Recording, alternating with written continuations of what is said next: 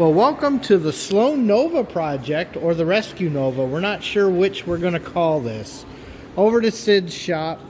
He had a buddy who passed away, and he was working on something, and the son has inherited it and would like to continue. However, we don't have everything. We don't have any paperwork, so we're kind of starting from scratch here. It's a 72 Nova with 73 doors because he didn't like the ventipanes, I guess, which will cause a little bit of interior work. You can see we've got a bit going on. Obviously, door handles have been shaved. Everything up here has been shaved. The problem I have is, of course, it's painted, which always sucks when you're trying to sort out mechanicals. And tonight's project, and maybe I'll even go get a tripod. I haven't decided yet, but today's project is had him pull the motor, which is sitting right here, because we don't know anything about it, and it doesn't have a balancer. But as far as we know, it's supposed to be a 383, but we don't know how it was done. We don't have a flywheel. There is a 4-speed for it, but we don't have a lot of information. So today we're popping this thing over, pulling an oil pan, and looking for some part numbers and seeing what we can figure out. We're also gonna see if we can figure out exactly what the heads are. We don't know compression ratio. We don't know anything. We do know it's got a big single plane manifold on it, so we're curious about that.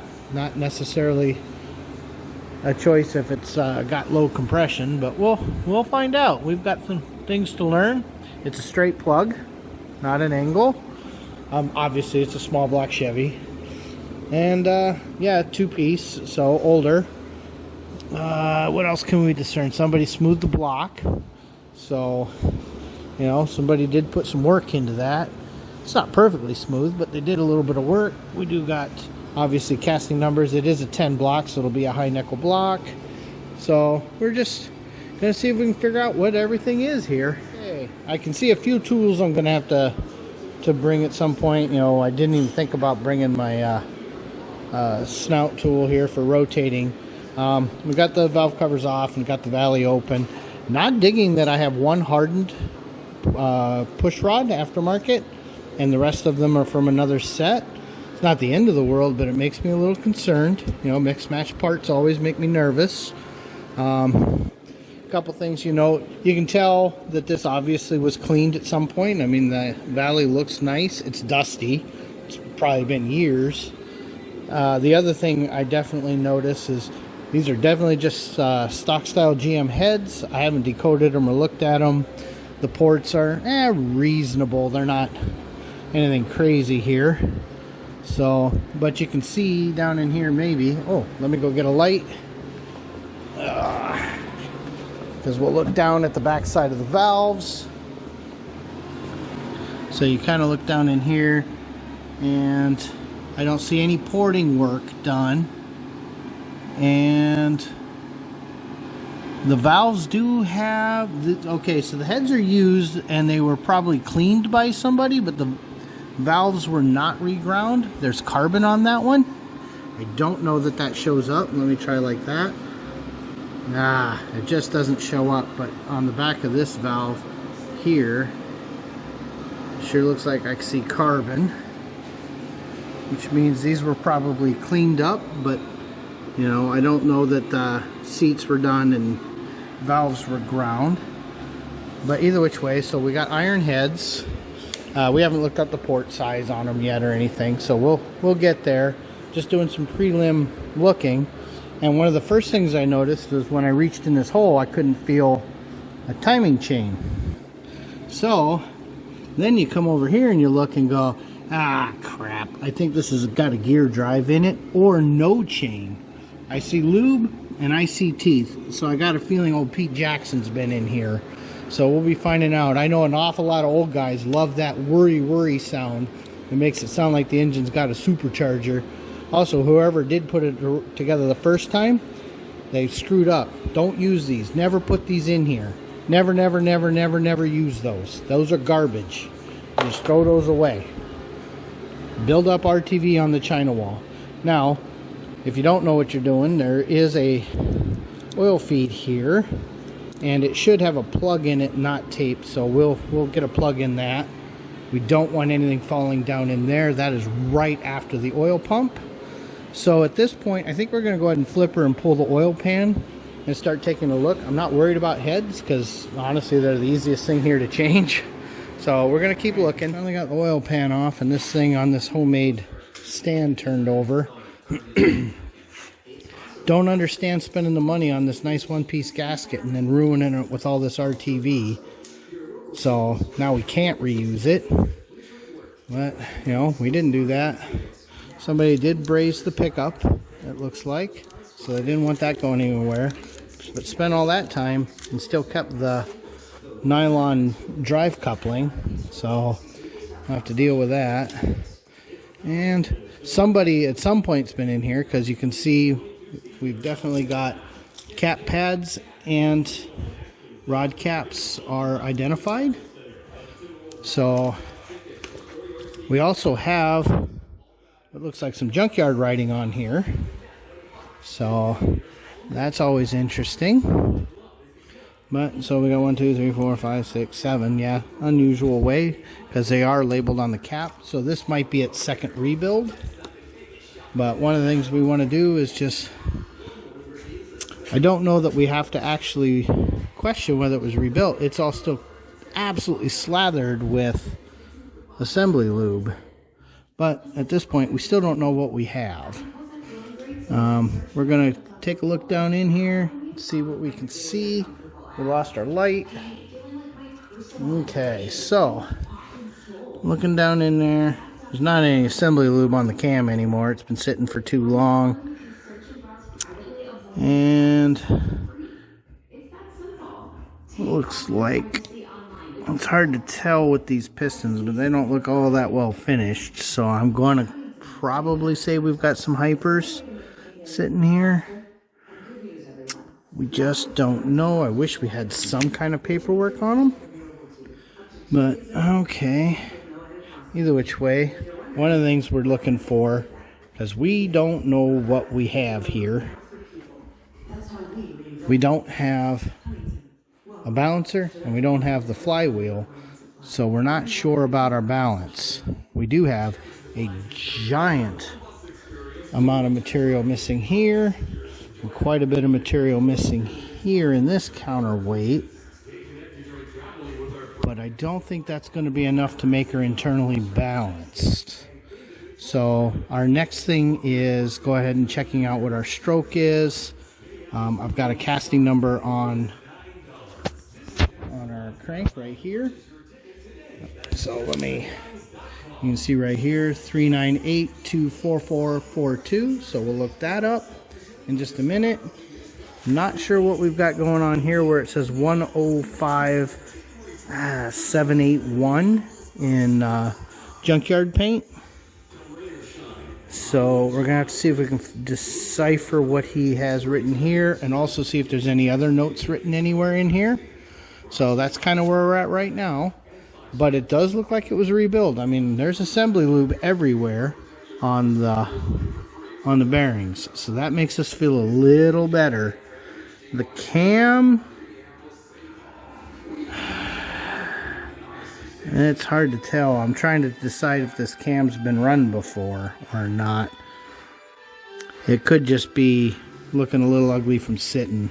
I think it's new. So, okay. I think the tin's probably our next victim. We hate wasting gaskets, but we also hate wasting time. So let's keep going. Now this is something you just don't see. I did diagnose that correctly. It is totally a gear drive. So, you know, we'll have to find out if that's what he intends to keep. You know, don't know that it would have been my first choice. It's weird that we have a cam button. Why do we have a cam button? And this is obviously a flat tappet cam. So, I don't know. Something weird going on. You know, it might have come with the kit. Because, you know, it's definitely riding. So, either which way. So, it's got a cam button. It rides. Don't know why. Doesn't need it. But it's not hurting anything. We don't know how any of this is timed. Like I said, I forgot my socket. So, I always forget that everybody doesn't have one of those. We don't have internet here at Sid's shop. You'll notice there's no windows. So, internet. So we're going to have to go and look a few numbers up in a few minutes. We've taken a few numbers off of everything for the heads and the block and the crank. I think we're going to go ahead and see just how hard it is to rotate the engine. It shouldn't be too bad. We may have to go ahead and just pop the exhaust valves, but honestly, the rockers are so loose now, which is not a bad way to store them. You know, don't keep it under pressure if you don't have to. Not happy about that. I'm would not have been my first choice, but you know, that nice one with the hardened metal sleeve on there is like $3 or something. Obviously GM bolts, GM rods, GM crank. We're not expecting that this is a giant horsepower monster by any stretch. This was built quite a few years ago, if I recall. 10 years ago or so, by unfortunately someone who is deceased, so we're working with that. But you can see we've got little witness marks all over that we're trying to decipher. You know, some people have taken some time to stamp some things, so I'm going to assume that we're 10 and 10 here, so I think we've been undersized or oversized on the bushing and undersized on the crank, and it looks like we're 20 here, 10 here.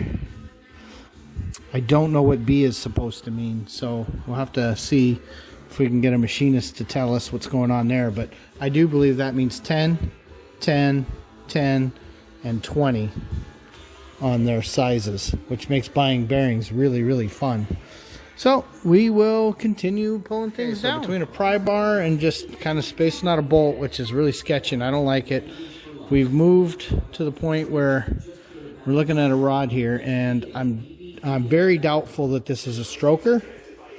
So we're going to go look this crank up, but I'm pretty sure a 2442 is a 350 crank, so 348 stroke. So we're going to go find out, and hopefully it just comes down to, you know, some storylines were misremembered over the years kind of thing. So, because we need to know what balancer and flywheel go with this combination. And if this is a 350 with some stock heads, we're going to assume a reasonably mild cam. You know, we might have ourselves a nice little 320, 350 horsepower ripper. We'll find out. Okay, we're back from going to get a little internet, doing a little sleuthing here. And what we've got here is a bona fide stock, not stock, but nothing fancy 350 right here from 69 to 74. 2-bolt, obviously. Crank is a 3.48, so it is a 350. Nothing crazy there. The heads are a little disappointing. They're 194, 150, 76cc chamber heads. So without knowing what we did for a head gasket and what we did, which is honestly, let's face it, probably the 39 or 41 that came in a Felpro kit, and without knowing what the piston looks like, but we're going to assume that they're probably 4-valve relief flat tops, so we're probably, you know, in the high 8s on compression. So we're not talking anything crazy here. I wasn't kidding when I said we might be in that 320, 340 range here. You know, I'll have to bring a degree wheel so we can take a look at the cam in the future and kind of see what we got going on there. But you know, it didn't look crazy. It's deceiving when you're just looking at the lobes, but you know, let me find one that's pokey here or straight up. Okay, you can see it's not a very square looking profile, so we're probably talking, you know, what they used to call an RV cam or something along that line. So probably just a little bit more than stock, which is fine. Like I said, it's probably going to be a fine running motor, not going for all the power, but that's always fine. It's not exactly a heavy car. We're also going to have to find out if this is what the son actually wants to do. Remembering that the easiest thing to replace in the future is the motor. I mean, you can buy these things for just money and chuck them in. So we got to find out what they want. The important thing is we're now at a point where while we don't know the cam, we know everything about the engine we need to know. We know what balancer we need. We know what flywheel we need. And that's going to make assembling the driveline a lot easier. We were definitely looking at this angle, so that's going to be fun. Trying to make that happen, you know. So, yeah, that's going to have to come up off of a Borgeson and come up here and then in. Hopefully you can keep it at 2. You know, that's always more ideal. So, that's always fun. Definitely solid body mounts. Saw that. And we've got some very, very adjustable front suspension. So, this is going to have to go to Century or somebody when that comes around. Disc brakes swap, but it looks like the calipers must not have cleared the wheels they got them sitting on because I got the calipers pulled. But that's not a big deal. Yeah, you can see they barely clear the rotors now. So they definitely weren't going to clear the calipers. I hope we have those. Coilovers up front, so that's kind of nice. Let's see what else we got going on here that's easy to identify. Let's take a look at the rear end here. Let's see what we got. Oh, let's go grab a light. Okay. Now, this Victor Jr., that's not going back on this motor. That makes no sense now that we have a better feel for what we got. That'll kill power. Oh, that's nice. So we got coilovers in the back. It looks like they narrowed the rear just a little bit. New brackets. Nice freaking... I'm trying to figure this panhard bar out. Okay. Yeah, that's nice. So, not sure what we got going on there. We're going to have to figure that out. It looks like maybe they were running fuel lines or something here. Not sure what's going on. We'll look into that. The calipers are on upside down. Oh, no. The calipers are universal. They got a bleeder on both sides. So, okay. That's nice. Unusual. Looks like we've got to come up with hoses and stuff, but at least it already has e-brakes. That's nice. So, you can't count on that. Just not sure what's going on up there. We'll have to look into that. E-brake cables are hanging. And what else we got here? We have a tranny cross member at the back there. And then something welded onto the back of the subframe. Not sure what that's all about. We'll have to look into that. Not sure if that's just a jig they had set up or what. So we'll have to look at that. Yeah, no, having this 9-inch in the back, that's definitely going to be a little sturdier. Let's see. Obviously, we don't have a gas tank in here because I'm laying where the gas tank would be. Painted underneath. Everything's shiny. Oh, boy, I hate working on cars like that. Everything you touch. Okay. Not sure how you open the trunk. That'll be fun. I have a feeling that this is going to be one of those cars where it's all poppers. So, dead battery and you can't get in the car. Got a slight cowl on the hood. Nothing crazy. That's not bad. Let's see. No wiring. No dash at the moment, but that's easy enough. So, yeah, it looks pretty solid in here. The floors look perfectly fine. I'm sure they've been looked at, and if they weren't good, it looks like it's already been repaired. All the body work's done. So, yeah, somebody gets to make a headliner. That's not going to be me. I don't know how to do that. We do have a steering column, so that's good. And this was a on the column shift. Obviously, it isn't going to be. This is going to be a 4-speed car when it's done. I just noticed a low car shackle block for the e-brake, so it looks like somebody had already thought of that. We may wind up changing that to something a little easier to install, but you know, 3 things at a time. Do you know if this car is going to be buckets or a bench? Bench. It's going to be a bench, so we got to, the shifter's got to kind of have that hoopty in it to go around it. Okay. And then, do we have glass? Okay. Yeah, because The original GM glass is a lot better than the aftermarket stuff. What's that? The original glass is a lot better than the aftermarket stuff. So, okay, so aftermarket glass. Lenses, bumpers. Bumpers are in there. They sandblasted them. It looked like they were going to paint them same color as the car, but now he wants chrome bumpers. Hey, that's only a couple grand. Yeah, already priced it all out. Yeah. We got a $5,000 order for him right now. Yeah, yeah. So, any idea what we're doing with climate? Is he doing a heater or air conditioning, like a vintage kit or one of those classic auto? Yep. Yeah, I like either of them for these cars, and you know, then we get that nice plate to bolt right there, so it doesn't stick into the engine bay. Inner fender liners, maybe. Oh, I got the whole order. I got the interior order. I got everything. Yeah, because we're definitely gonna want wheel wells. You gotta have them. And do the fenders have to come off to put those on? Almost every time. I don't know too many times you can. There's some cars where you can get away with it, especially without the engine in. Right. You know, that gives you a better chance. But man, that's, you know, don't hold your breath. So, yeah, I wish they'd had disassembled it before painting it, but the painting guy wants it completely disassembled when he paints it, and then it's your problem. So we don't have any indicator markers or anything. You filled them and filled the door handles in too. Yeah, I know. That's the one that's annoying. Stupidity. Well, you know, people do. Well, that was real popular in the 80s, too. Yeah.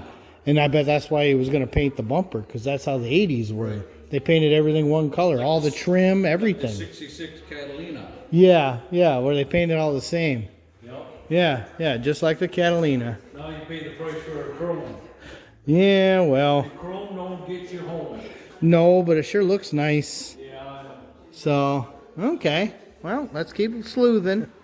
Okay, so at this point, we've kind of gone through some of the things. We do have a balancer. I don't know if we're, you know, well, we know of a balancer that may be to this motor. We'll take a look at it. We may just go with the Summit one I normally buy. Obviously, we're going to have to re-gasket everything. Don't worry about that. We're going to get rid of this. This is noisy and ridiculous for no reason. We're just going to go back to a double roller and call everything happy. This Victor Jr., yeah, that was a little aspirational on their part. And in the trunk, there is also a Torquer 2. Both of those are a terrible choice for a low compression motor like this. So Performer RPM every day, all day, going to be my recommendation on that. And we'll cut the slot in it so it'll run real nice with a sniper on it. Like I said, it'll be in the low 300s. It'll run. It'll have nice vacuum so we can get good brakes. That's not going to be the problem at all. I am happy to see that we do have a tapped boss. We did look over here, and unfortunately, this aftermarket subframe does not have a spot for the Z-bar retention, so we're going to have to add that at some point. You know, there should be, in an X body, there should be 3 holes right there to hold a plate that holds the other side of the Z-bar. He's going to find out if we're doing like custom auto for the air conditioning or vintage or what we're doing there. I'm recommending that we get an I Did It tilt column. We're definitely going to go with a stock style foot feed for the throttle because we still have the holes. It's late model, so the American Auto Wire fuse box will just bolt right in, no problem there. We do have the opening for a clutch pedal, so that's good to know. So the firewall was already stamped for that. That's great. Let's see, what else are we noticing? Because mostly right now we're trying to kind of assess where we're at and what we have before this kid starts spending money. You know, because there's a bit to spend. I did just go into the cold storage and take a picture of his transmission, so we'll look at that. And you can see they had already tried to do something for the steering we are not keeping a non-tilt column. That just doesn't make any sense. Why would we keep that? So we can deal with that. Turns out those are the bumpers. They've been sandblasted, so we're gonna have to send those out for chrome. That'll be fun. Let's see. I think that's kind of what I know right now. Like I said, Sid's taking this project on. It's kind of a charity case, kind of a sentimental case, so you know how that goes. But at this point, at least we know we're not dealing with any kind of fire-breathing monster here. I'm not sure, you know, what the original expectations were, but I don't see any reason we can't make a nice, smooth-running motor out of this. I mean, GM made millions of them. So at this point, at least we know what we need for a clutch. We know what we need for a balancer. We know what we need for the flywheel. We'll get new gaskets and everything. That's fine. And we will find out if he's interested in going to aluminum heads, up in the compression, all of that. I don't know that that's money well spent at this point. So, okay. At this point, I guess that's how we're going to close out the SloNova today. So, we'll see if this keeps popping up or not, you know. You got to get permission from the guy who has to write the checks, because these parts aren't free. So, at this point, thanks for watching.